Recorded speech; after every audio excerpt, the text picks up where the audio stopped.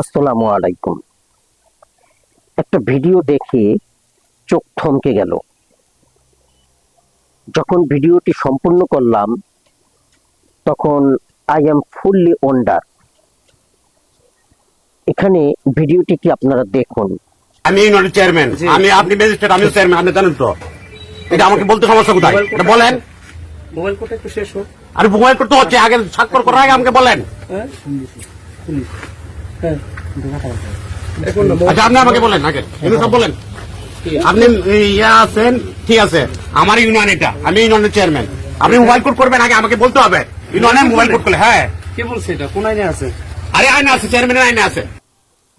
এখানে চেয়ারম্যান সাহেব বলছে ম্যাজিস্ট্রেটকে যে আমি এই ইউনিয়নের চেয়ারম্যান। তো উনি বলতেছে আমি ম্যাজিস্ট্রেট। তো আপনি ম্যাজিস্ট্রেট হয়েছেন তো কি হয়েছে? আপনি বলেন এখানে কেন মোবাইল কোড করবেন। অর্থাৎ মোবাইল কোড করতে চেয়ারম্যানের অনুমতি লাগবে। তো ম্যাজিস্ট্রেট আবার বলতেছে যে এটা কোথায় আছে যে আপনার কাছ থেকে অনুমতি নিতে হবে, কোন আইনে আছে? তখন চেয়ারম্যান সাহেব বললেন যে হ্যাঁ আছে, চেয়ারম্যানের আইনে আছে। অর্থাৎ আমাদের সংবিধানের আইনে নাই, পুলিশি আইনে নাই, সেনাবাহিনীর আইনে নাই, বাংলাদেশের কোনো আইনেই নাই যে চেয়ারম্যানের কাছ থেকে অনুমতি নিতে হবে। কিন্তু চেয়ারম্যান তার নিজস্ব শক্তির দ্বারা আইন তৈরি করে নিয়েছে যে ওই গ্রামে, ওই ইউনিয়নে যদি মোবাইল কোড করতে হয় তাহলে আগে তার কাছে পারমিশন নিতে হবে, তার কাছে ব্যাখ্যা করতে হবে, এক্সপ্লেনেশন দিতে হবে যেখানে কিসের জন্য মোবাইল কোড করতে হবে, এবং সে যদি অনুমতি দেয় তবেই ম্যাজিস্ট্রেট তার কার্যধারা অব্যাহত রাখতে পারবে, নতুবা নয়। আরে বাহ, এই তো এমন চেয়ারম্যানই তো দরকার যে তার শক্তি তার এত শক্তি, আমি মানে ভাষা হারিয়ে ফেলতেছি।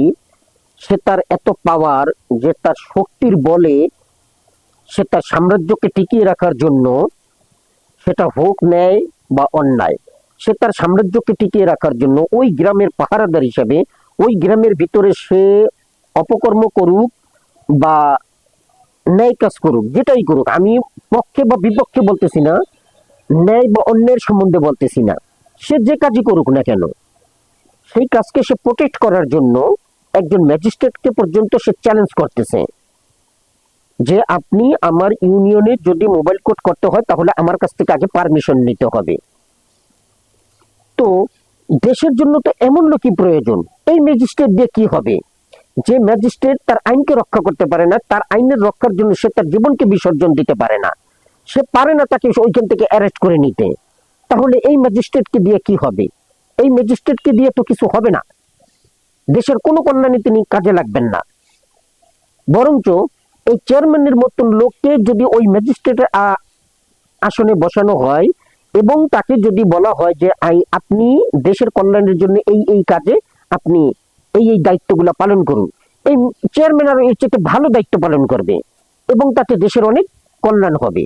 কিন্তু সে চাইলে এই চেয়ারম্যানকে, তার যে পুলিশ ফোর্স প্রশাসন নিয়ে এসেছে, সে চাইলে তার এক কথাতেই তাকে অ্যারেস্ট করে নিয়ে যেতে পারত।